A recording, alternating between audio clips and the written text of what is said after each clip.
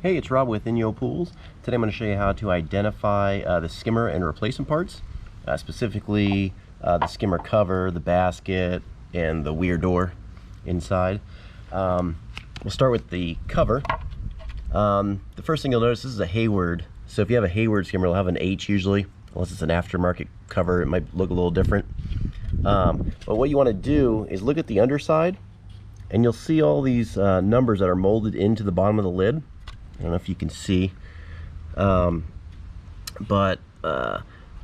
it says SP1070 or SP1070-S. It's just different styles of the skimmer, but that tells you what the model number is of the skimmer. Sometimes some other manufacturers will actually put the number of the skimmer lid itself on the underside. So if you just take that number, you go to our search box on inyopools.com, put in that part number, and you'll find the lid, or you'll find a parts list for this skimmer.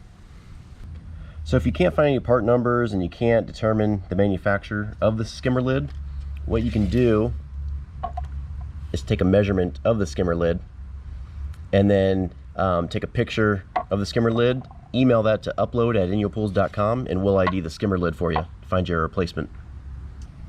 Alright, the next part we got here is probably the most common skimmer part that you might need to replace, is the skimmer basket. And so typically on the rim of the basket, there'll be a part number molded into the top. And we ask customers this all the time, and they can't seem to find it, and I think I know why, because it's very hard to see with the naked eye. So I've got a little trick on how to find that part number. Alright, so I've got a piece of paper, and I borrowed a crayon from my daughter. And so I'll just hold it over the part number here that I felt with my finger, and just lightly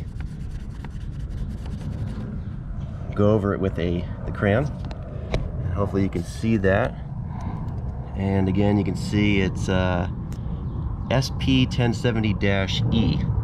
But that's a little trick. If you can feel some kind of molded part number, just do that, and then you'll be able to see the part number. Once you have that part number, you can go to our website, punch in that part number, and it should bring up a result. Sometimes with these Hayward part numbers, there's an X after the SP, so it'll be SPX 1070-E. So don't be thrown off by that X they add to the replacement part numbers. All right, and if you can't find a part number, again, measurements will do. So the three measurements we need would be the outside diameter at the top, the diameter at the bottom, and then the height of the skimmer. So again, if you send us a picture of the basket with those measurements, upload@inyopools.com, we can match up your basket.